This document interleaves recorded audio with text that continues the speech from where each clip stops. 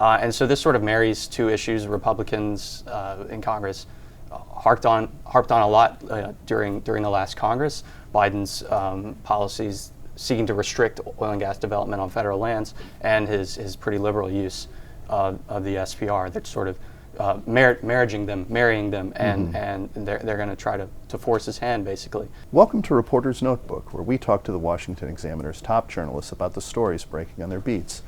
I'm Jim Antle. I'm joined today by energy and environment reporter Jeremy Beaman. Jeremy, we've had a lot of talk about the Strategic Petroleum Reserve, refilling it, have a change in partisan control of one house of Congress. What's going on with all that? All the politicking around the Strategic Petroleum Reserve is carried over from the last Congress to this. Republicans, now they're taking control of the House, are moving legislation basically to put new strictures on how the administration would use the SPR, and in some cases could restrict, keep Biden from tapping it in the way that he did last year in 2022.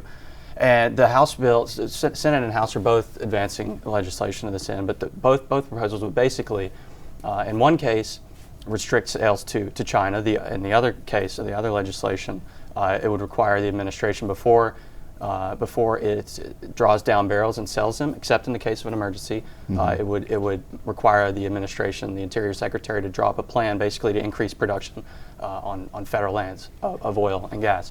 And so this sort of marries two issues Republicans in Congress harped on a lot during the last Congress. Biden's policies seeking to restrict oil and gas development on federal lands, and his pretty liberal use of the SPR that sort of marrying them, and they're going to try to force his hand, basically, the administration's hand, if he wants to use the SPR again. Now, the administration has sort of shifted now, and they're focusing more on refilling the reserve, which they've had trouble doing so far. Their first attempt was unsuccessful. They didn't want to take any of the offers from suppliers. But the administration has said that they could. They said basically all throughout last year that they could turn to the reserve again if oil prices rise. And so that might be a case if this bill were to advance, which Biden has said he's going to veto. And frankly, we'll have trouble in the Senate probably. But this legislation, this effort would attempt to thwart that in some ways. Because so now you've been keeping up with the Jones Act. How does that obscure piece of legislation, which is not so obscure for offshore wind developers perhaps, how does that impact energy development? What's going on with it right now? It's not just wind energy scenarios that this law comes up. So the Jones Act basically prevents foreign flagged ships from moving commodities, materials, merchandise between two U.S. ports. So it's a way to protect the U.S. shipping industry, and it's a protectionist measure, essentially. Right, and so a Jones Act compliant vessel is one that would be U.S. flagged, U.S. crewed, built in the U.S. In some energy sort of trade scenarios, including liquefied natural gas transport, and in this case, wind turbine installation vessels, there aren't Jones Act compliant vessels. So. So it becomes a problem when companies want to move things, or stakeholders want to move things between U.S. ports, whether it be LNG or wind turbine components, because there are no vessels.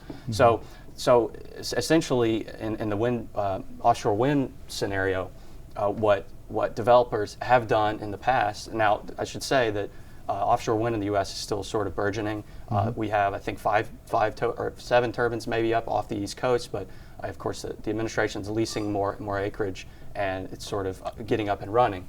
But among those that have stood up their turbines, and those who sort of on the leading edge that will in the future, they're sort of getting around this Jones Act by using barges to carry these components out to sea, and then they're having foreign flagged installation vessels, which are very specialized, massive. They're like 60,000 square feet.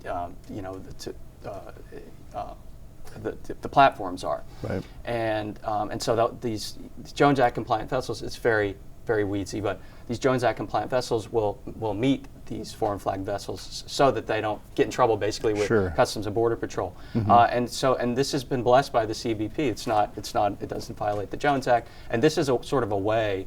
The point of all this, I guess, this is how this next generation, really the first generation of these turbines, is going to be built.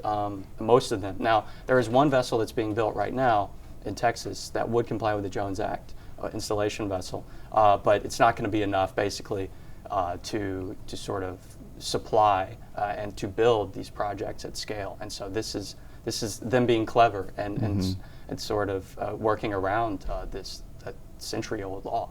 Mm-hmm. So speaking of laws, Senator Joe Manchin, who was pretty important to the passage of the Democrats' climate bill last year, would like to see a change made to electric vehicle tax credits. What is he looking to do?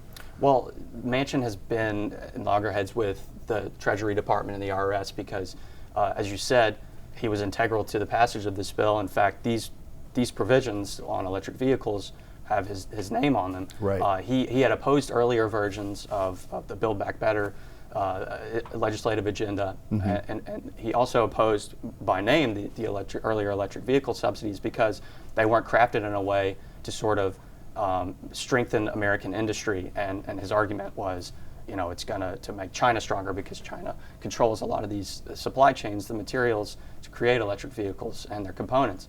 And so the way that the bill ultimately was written was to include these strict requirements so that in order to get a subsidy from the IRS, a tax credit, for a vehicle to be eligible, it has to have meet these strict sourcing requirements, wherein the components basically come from the U.S., North America, or from free trade agreement countries.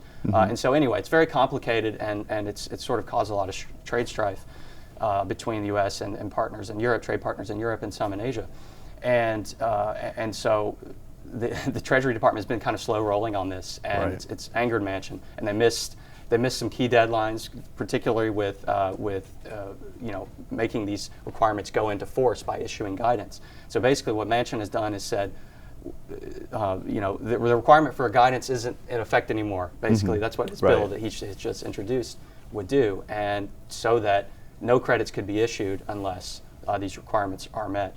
And it kind of is representative of this perennial tension between what Manchin has always wanted, and he has been a key decision maker in most everything that's happened of substance in Congress over the last 2 years.